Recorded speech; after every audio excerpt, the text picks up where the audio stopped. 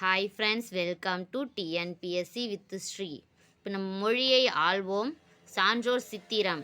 இன்றைக்கி வந்துட்டு தேர்டு, ரெண்டு பார்த்துருக்கோம்.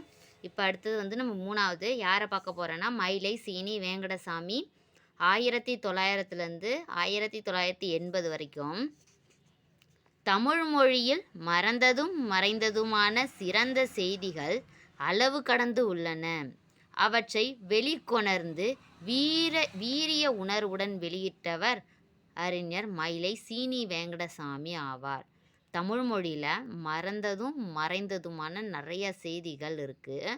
அவற்றை வெளிக்கொணர்ந்து வீரிய உணர்வுடன் வெளியிட்டவர் யாருன்னா மயிலை சீனி வேங்கடசாமி. அவர் எழுதிய கட்டுரைகள் அனைத்தும் புதிய புதிய செய்திகளை புலப்படுத்திய விந்தை படைப்புகள். ராமேஸ்வர தீவு, உறையூர் அழிந்த வரலாறு, மறைந்து போன மருங்காப்பட்டினம் போன்ற தனித்தன்மை கொண்ட அவர் தம் கட்டுரைகள் வரலாற்றில் புதிய வெளிச்சம் பாய்ச்சன. என்னென்ன கட்டுரைகள் எழுதியிருக்கார் அப்படின்னா, ராமேஸ்வர தீவு, உறையூர் அழிந்த வரலாறு, மறைந்து போன மருங்காப்பட்டினம், கொங்கு நாட்டு வரலாறு, துளுவ நாட்டு வரலாறு, சேரன் செங்குட்டுவன், மகேந்திரவர்மன், நரசிம்மவர்மன், மூன்றாம் நந்திவர்மன் முதலிய நூல்கள் அவர் நமக்கு வழங்கியுள்ள வரலாற்று செல்வங்கள் ஆகும். அவருடைய நூல்கள் வரலாற்று நூல்கள் என்னென்னா, கொங்கு நாட்டு வரலாறு, துளுவ நாட்டு வரலாறு, சேரன் செங்குட்டுவன், மகேந்திரவர்மன், நரசிம்மவர்மன், மூன்றாம் நந்திவர்மன். அவருடைய களப்பிரர் கால தமிழகம் என்னும் ஆய்வு நூல் இருண்ட காலம் என்று ஆய்வாளர்களால் வர்ணிக்கப்பட்ட களப்பிரர் காலத்திற்கு ஒளியூட்டி வரலாற்று தடத்தை செப்பனிட்டது. களப்பிரர் காலத்தை நம்ம என்ன சொல்லுவாங்க அப்படின்னா இருண்ட காலம்னு சொல்லுவாங்க. ஆனால் அந்த களப்பிரர் கால தமிழகம் என்னும் ஆய்வு நூல் இருண்ட காலம் என்று ஆய்வாளர்கள் வர்ணிக்கப்பட்ட களப்பிரர் காலத்திற்கு ஒளியூட்டி வரலாற்று தடத்தை செப்பனிட்டது.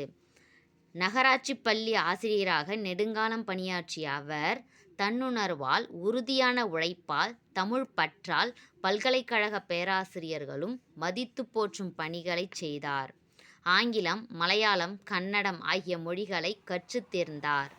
சிறந்த வரலாற்றாசிரியர், நடுநிலை பிறையாத ஆய்வாளர், மொழியியல் அறிஞர், இலக்கண திறனாய்வாளர் என்றெல்லாம் போற்றப்பட்டு பன்முக சிறப்பு கொண்டவர். அவருக்கு மதுரை பல்கலைக்கழகம் 1980ஆம் ஆண்டு தமிழ் பேரவை செம்மல் என்னும் பட்டமளித்து பாராட்டியது. தமிழ் பேரவை செம்மல் அப்படிங்கிற பட்டம் எந்த பல்கலைக்கழகம் கொடுத்தது? மதுரை பல்கலைக்கழகம். எந்த வருஷம்? 1980 கொடுத்துருக்கு. கிறித்துவமும் தமிழும், சமணமும் தமிழும், பௌத்தமும் தமிழும், மறைந்து போன தமிழ் நூல்கள் போன்ற பல நூல்கள் தமிழாய்வு வரலாற்றில் மயிலை சீனி வேங்கடசாமி அழியா சிறப்பிடம் பெற்றுள்ளார். இப்போ வாங்க ஓவர் வியூ பார்த்துரும். மயிலை சீனி வேங்கடசாமி எந்த வருஷம்? 1900 1980.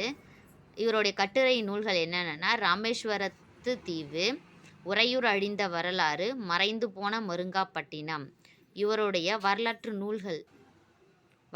நூல்கள் என்னென்னா, கொங்கு நாட்டு வரலாறு, துளுவ நாட்டு வரலாறு, சேரன் செங்குட்டுவன், மகேந்திரவர்மன், நரசிம்மவர்மன், மூன்றாம் நந்திவர்மன்.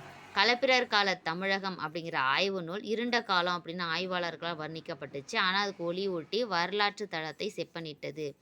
அப்புறம் மதுரை பல்கலைக்கழகம் தமிழ் பேரவை செம்மல் அப்படிங்கிற விருது அளித்தது. எப்போன்னா 1980.